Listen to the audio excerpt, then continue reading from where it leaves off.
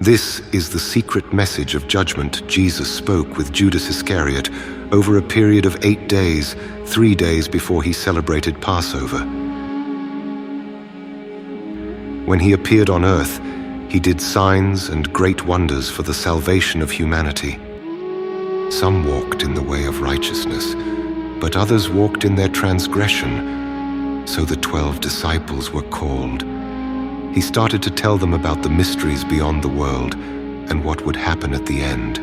Often he didn't reveal himself to his disciples, but you'd find him in their midst as a child.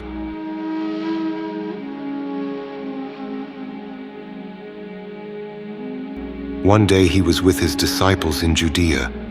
He found them sitting together, practicing their piety. When he came up to his disciples sitting together praying over the bread, he laughed. The disciples said to him, "Master, why are you laughing at our prayer? What have we done? This is what's right." I'm not laughing at you. You're not doing this because you want to, but because through this, your God will be praised. They said, "Master, you are the Son of our God." How do you know me? Truly I say to you, no generation of the people among you will know me. When his disciples heard this, they started to get angry and furious and started to curse him in their hearts. But when Jesus noticed their ignorance, he said to them, Why are you letting your anger trouble you? Has your God within you and his stars become angry with your souls? If any of you is strong enough among humans to bring out the perfect humanity, stand up and face me. All of them said, "We are strong enough." But their spirits weren't brave enough to stand before him, except Judas Iscariot.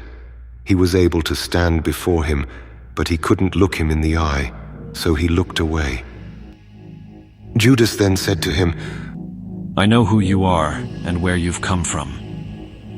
You've come from the immortal realm of Barbello, and I'm not worthy to utter the name of the one who sent you. Then Jesus, knowing that he was thinking about what's exalted, said to him, Come away from the others and I'll tell you the mysteries of the kingdom. Not so that you'll go there, but you'll grieve much because someone else will replace you to complete the 12 elements before their God. When will you tell me these things? And when will the great day of light dawn for the generation that shall see the one truth? But when he said these things, Jesus left him.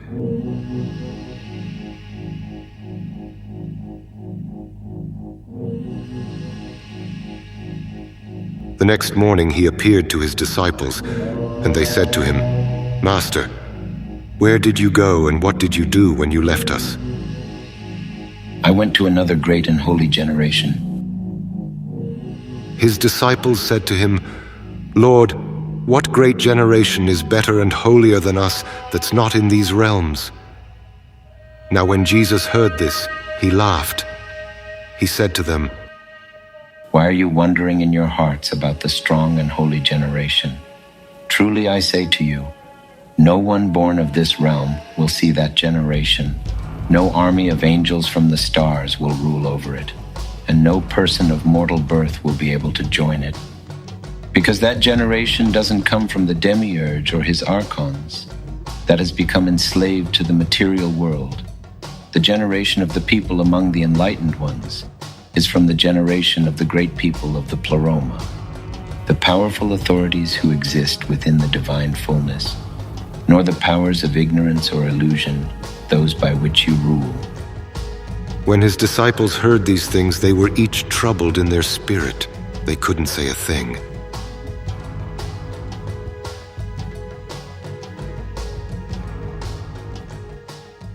Another day Jesus came up to them.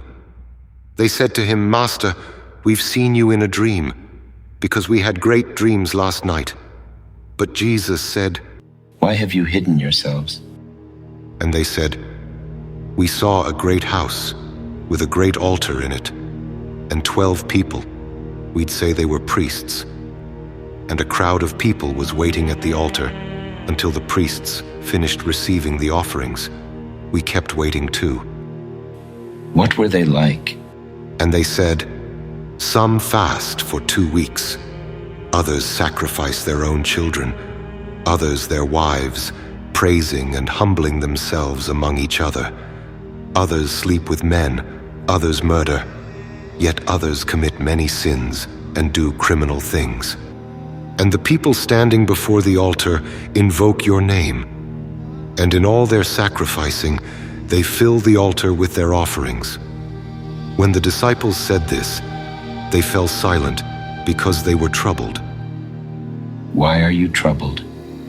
Truly I say to you, all the priests standing before that altar invoke my name. And again, I say to you, my name has been written on this house of the generations of the stars, by the human generations, and they have shamefully planted fruitless trees in my name. You're the ones receiving the offerings on the altar you've seen. That's the God you serve, and you're the 12 people you've seen. And the animals you saw brought in to be sacrificed are the crowd you lead astray, 40 before that altar. Your minister will stand up and use my name like that, and the generations of the pious will be loyal to him. After him, another person will present those who sleep around, and another those who murder children, and those who fast, and the rest of impurity, crime, and error, and those who say, we're equal to the angels. They're the stars that finish everything. It's been said to the human generations, look, God has accepted your sacrifice from the hands of priests, that is, the minister of error. But the Lord who commands is the Lord over everything. On the last day, they'll be found guilty. Stop sacrificing animals. You've offered them over the altar, over your stars with your angels where they've already been completed. So let them become whole with you, and let them become clear. His disciples said to him, "Cleanse us from our sins that we've committed through the deceit of the angels." It's not possible to extinguish the flames of ignorance, nor can a fountain quench the fire of the entire inhabited world, nor can a city's well satisfy all the generations, except the great, stable one. A single lamp won't illuminate all the realms, except the second generation, nor can a baker feed all creation under heaven. And when the disciples heard these things, they said to him, "Master, help us and save us." Stop struggling against me. Each one of you has his own star, and each of you will receive the guidance of the stars that leads to your purpose. What belongs to it will be revealed in time. I wasn't sent to the corruptible generation, but to the strong and incorruptible generation, because no enemy has ruled over that generation, nor any of the stars. Truly I say to you, the pillar of fire will fall quickly, and that generation won't be moved by the stars.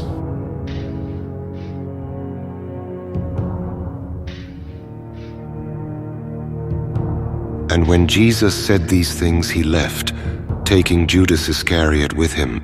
He said to him, The water on the exalted mountain is from heaven. It didn't come to earthly wells, or the tree of corruptible fruit of this realm. In time, it was sent to water God's paradise and the enduring fruit of life, because it won't corrupt that generation's path to salvation, but it will exist for all eternity. Tell me, what kind of fruit does this generation have? The souls of every human generation will die.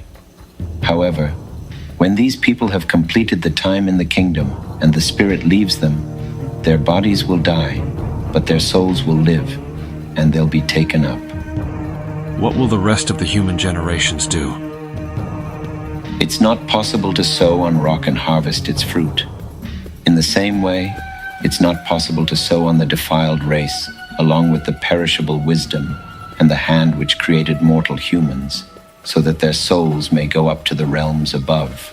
Truly I say to you, no ruler, angel, or power will be able to see the places that this great holy generation will see. Master, just as you've listened to all of them, now listen to me too, because I've seen a great vision. But Jesus laughed when he heard this. He said to him, Why are you all worked up, you 13th demon? But speak up, and I'll bear with you. In the vision, I saw myself. The 12 disciples are stoning me and chasing me rapidly. And I also came to the place where I had followed you. I saw a house in this place, and my eyes couldn't measure its size. Great people surrounded it, and that house had a roof of greenery. In the middle of the house was a crowd. Master, take me in with these people. Your star has led you astray, Judas.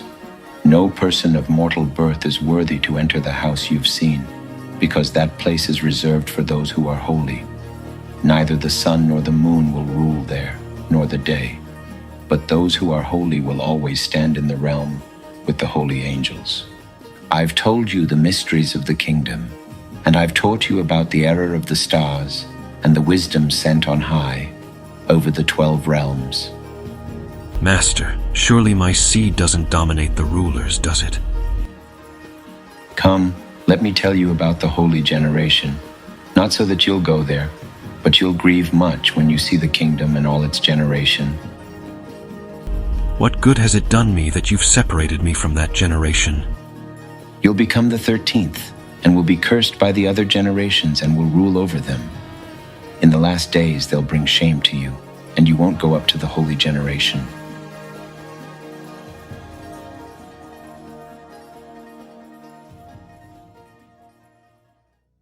I'll teach you about the mysteries that no human will see, because there exists a great and boundless realm whose horizons no angelic generation has seen, in which is a great invisible spirit, which no angelic eye has ever seen, no heart has ever comprehended, and it's never been called by name.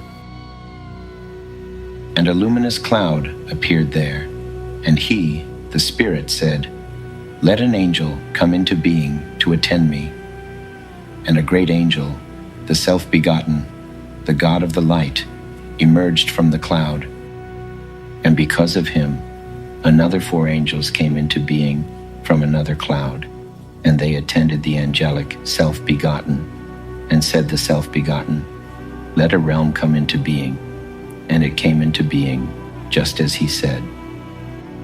And he created the first luminary to rule over it, and he said, "Let angels come into being to serve it." And myriads, without number, came into being. And he said, "Let a luminous realm come into being." And it came into being.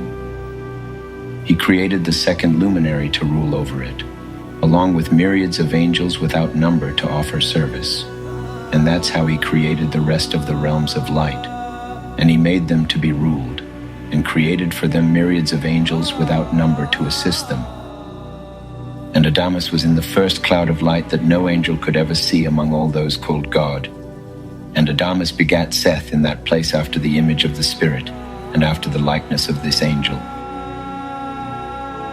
He made the incorruptible generation of Seth appear to the 12 androgynous luminaries, and then he made 72 luminaries appear in the incorruptible generation according to the Spirit's will.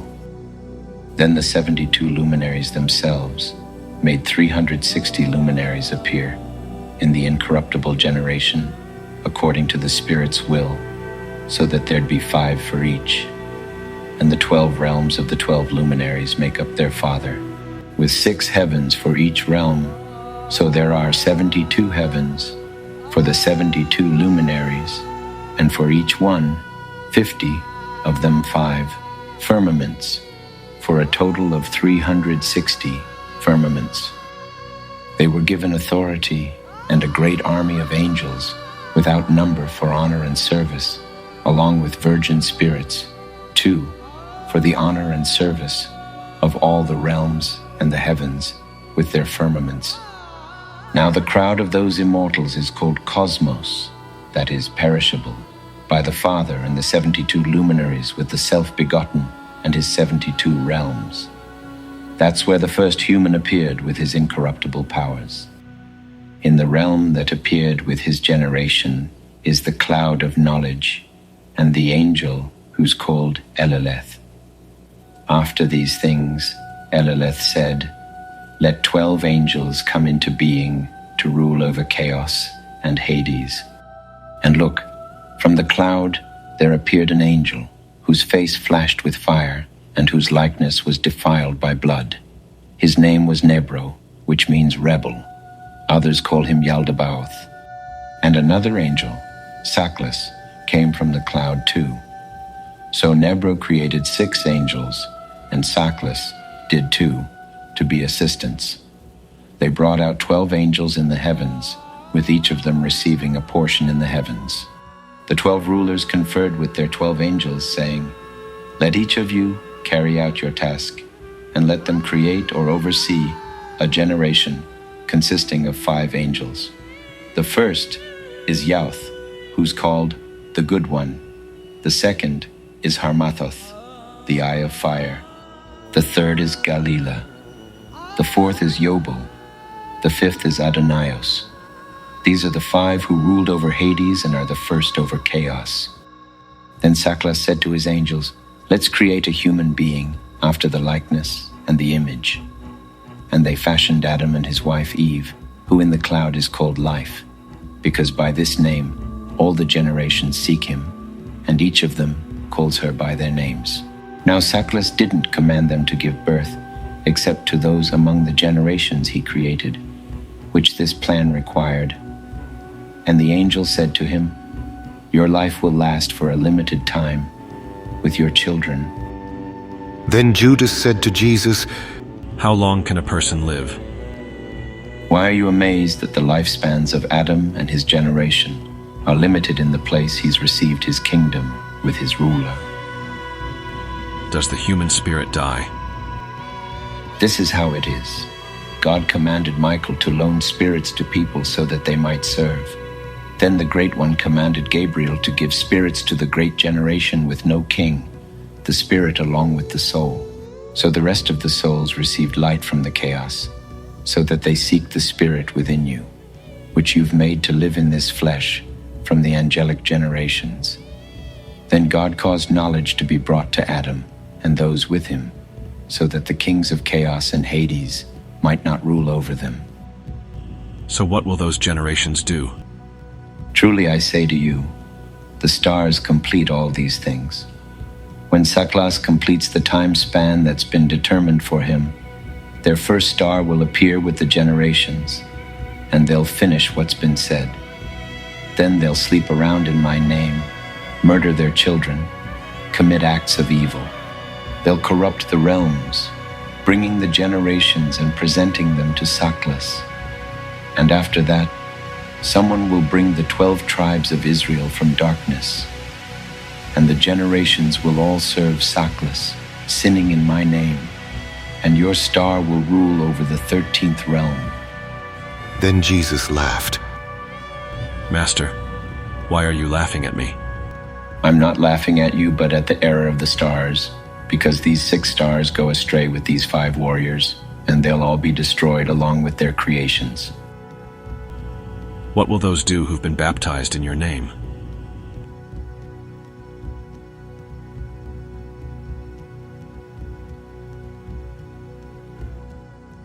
Truly I say to you, this baptism which they've received in my name from the angelic generations will destroy the whole generation of the earthly Adam. Tomorrow they'll torture the one who bears me. Truly I say to you, no hand of a mortal human will fall upon me. Truly I say to you, Judas, those who offer sacrifices to Saklas serve everything that's evil. But you'll do more than all of them, because you'll sacrifice the human who bears me. Your horn has already been raised. Your anger has been kindled. Your star has ascended, and your heart has been misled. Truly I say to you, your last act will be the greatest, and the rulers of the thrones of the realm have been overthrown. The kings have grown weak, the angelic generations have grieved, and the evil they brought forth is destroyed, and the false ruler is wiped out. And then the light of the great generation of Adam will be exalted, because before heaven, earth, and the angels, that generation from the realms exists. Look, You've been told everything. Lift up your eyes and see the cloud with the light in it and the stars around it. And the star that leads the way is your star. Then Judas looked up and saw the luminous cloud, and he entered it. Those standing on the ground heard a voice from the cloud saying, "Behold, the great generation of Seth and its incorruptible nature." And Judas didn't see Jesus anymore. Immediately there was a disturbance among the Jews more than usual. Their high priests grumbled because he'd gone into the guest room to pray. But some scribes were there watching closely so they could arrest him during his prayer, because they were afraid of the people, since they all regarded him as a prophet. And they approached Judas and said to him, "What are you doing here? Aren't you Jesus' disciple?" Then he answered them as they wished. Then Judas received some money and handed him over to them.